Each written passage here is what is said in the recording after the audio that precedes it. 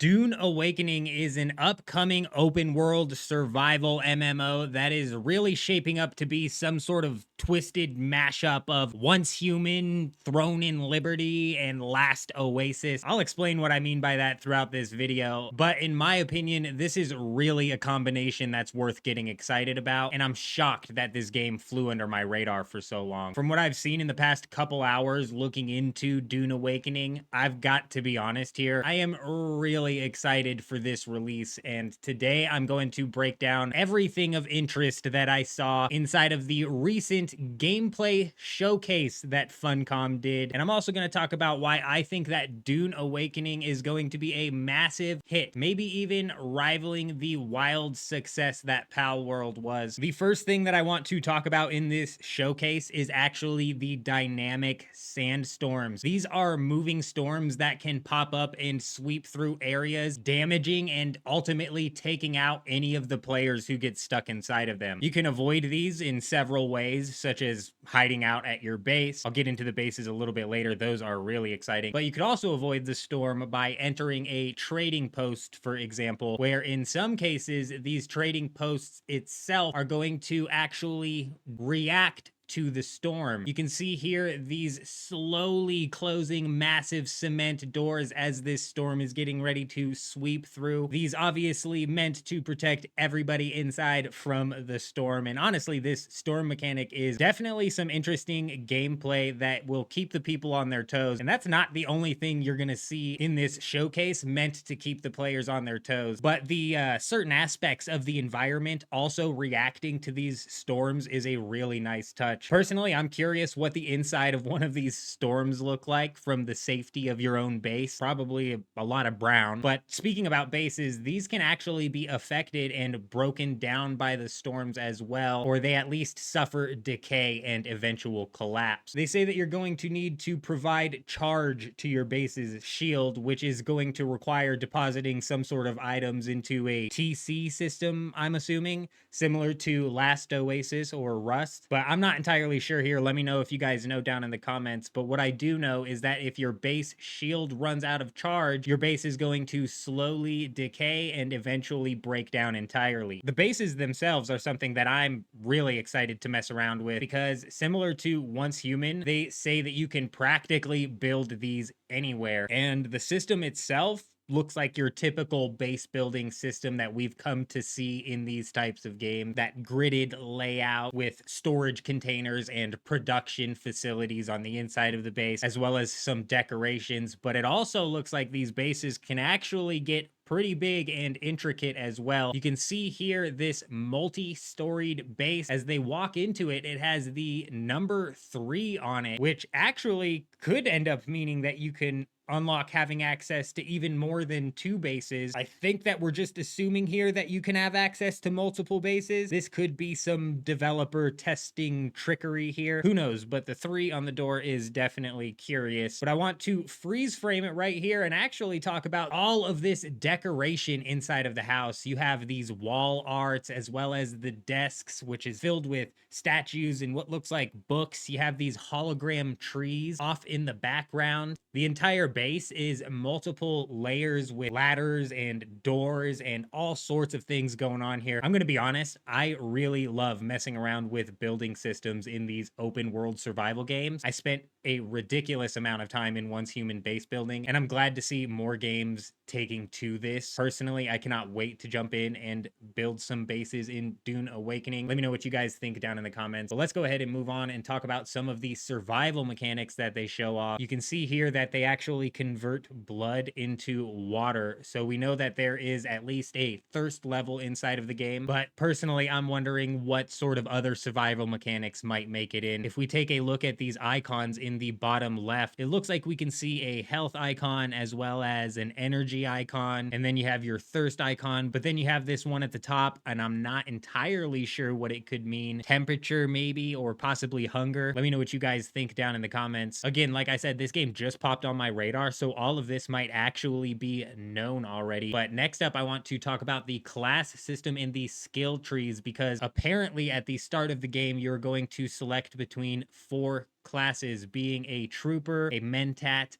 an alkalite, or a sword master. Each of these classes will unlock either one or a group of different skill trees, and the skill trees are going to unlock different abilities. Apparently, these skill trees are not class locked, meaning technically you can unlock every skill tree in the game regardless of what class you choose in the beginning. As for whether or not there are any differences in the classes initially, stats wise or whatever, I'm not entirely sure. Like I said, maybe I'll end up doing a deep dive into the game. Let me know if that's something you would be interested in seeing. But getting back to the skill trees, the way that you unlock these, or at least one of the ways that they show us that you can unlock them, is through quest lines. For example, in the showcase, they showed us this planetarium guy. I thought it was planetarium. Well, it is. Who at the end of his quest line will unlock a skill tree that comes with some abilities. This game's scope is blowing my mind. We're really just starting to dive into the first area here, and there's still so much to go over. Next up, I want to jump into actually some of the vehicles as well as the random gameplay mechanics that they showed off, starting with this sand bike, which is just like Once Human's motorcycle. It's pretty self-explanatory. Go farther with bike rather than on foot. But this isn't the only vehicle that you unlock in the game. There are also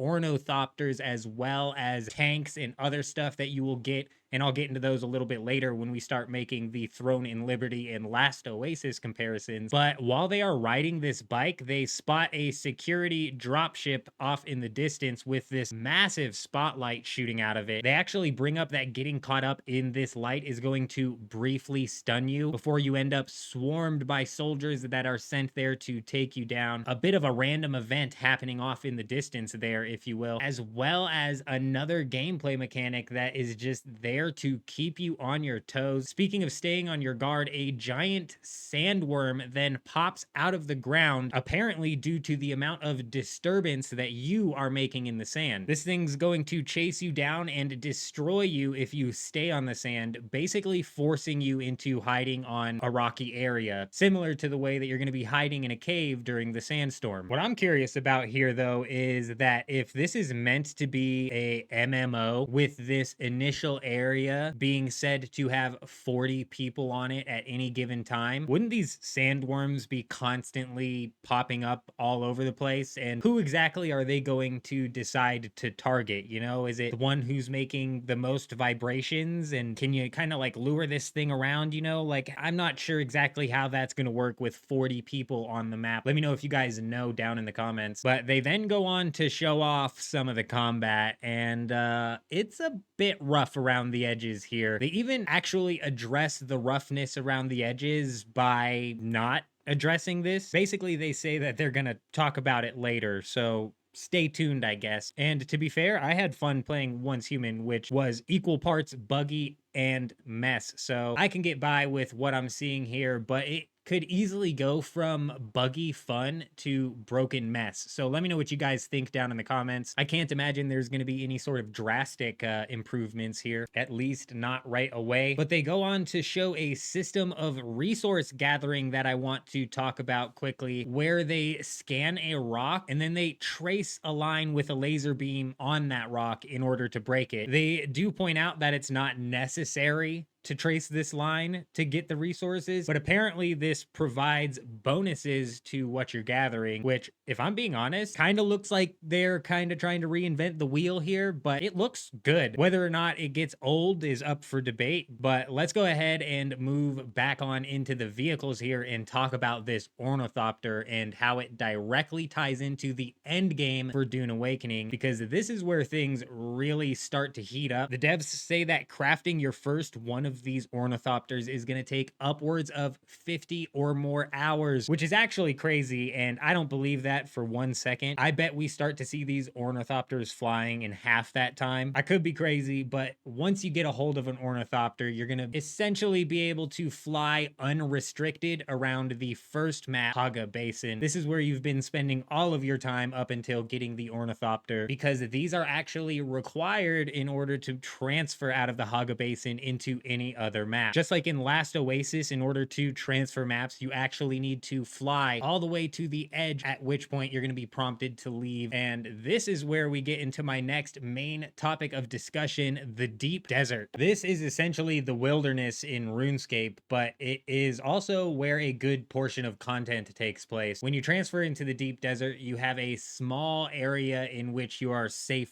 from PvP, but go ahead and cross that wilderness ditch there and it turns into fair game. The main reason you're going to come out here is to gain access to something called spices, which is set to be the main end game currency. On top of that, I believe there's going to be strongholds as well as points of interest out here that are going to reward you with even more powerful loot. And while this is all a PvP area, it is not going to be full loot PvP, unfortunately. Instead, you're just going to lose things like durability as well as any resources that you happen to be carrying. So it's a little bit less of a high risk, high reward area, but still we start to jump into some Throne in Liberty guild versus guild vibes here, with the guild sizes actually set to be 32 players each. On top of that, the way the deep desert server works is a little bit different than the previous region. I'll get to that in a little bit, because first I want to talk about the size of the map, which is set to be 9 times bigger than the Haga Basin. For a bit of some reference, at the end of the showcase, they do a bit of a Q&A and they tell us that the deep desert is set to be 576 square kilometers or 222 square miles, which is absolutely massive. It's so big, in fact, that I don't think that this area is going to be entirely Zerg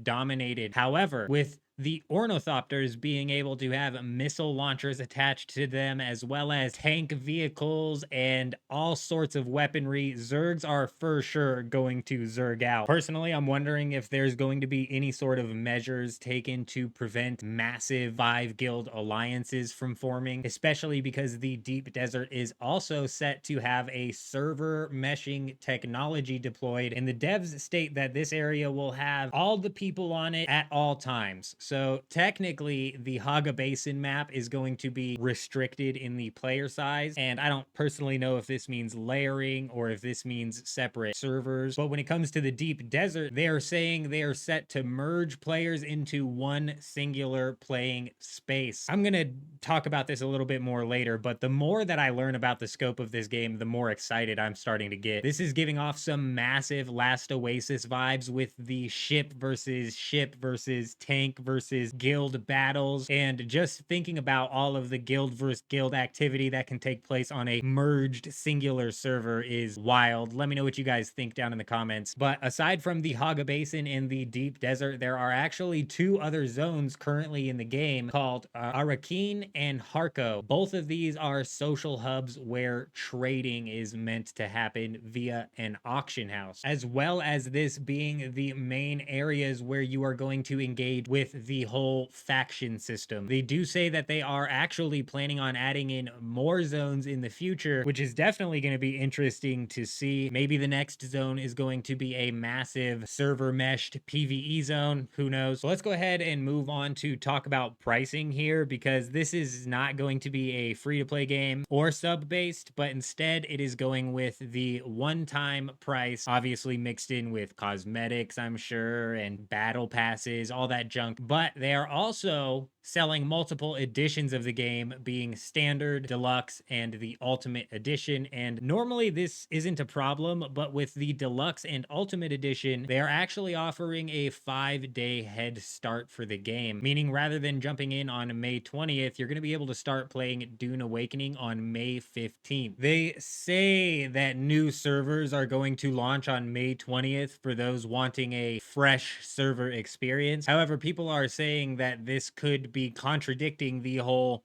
everyone merged into one server inside of the deep desert zone, and that even though, quote, fresh start servers will open up on the 20th, those players will still be behind in progress when it comes to actually fighting in the end game, which does make sense on the surface, but I'm not entirely sure that this is exactly what they meant by one massive deep desert server. As far as I know, you can't connect people from Europe and North America into one server without somebody having a bad time. So it's reasonable to assume that even the deep desert servers are going to at least be separated by region, which means they obviously have the technology to separate servers. And I'm guessing that they could open up a second dedicated deep desert server that hosts players only from servers that opened up on or after May 20th. Now, this is all just complete speculation here. I have not been covering this game at all. It literally just popped onto my radar. But each deep desert server has to have some sort of capacity. There can't be a limitless capacity server. Even when you grid out the deep desert map and you implement server meshing into each section of the grid, eventually a capacity could end up being hit, which would obviously crash the server or require some form of layering. So it's reasonable to think that they could and will have to implement multiple deep desert servers, possibly even more than one per region, because like I said in the intro, I think that this game has the backbone to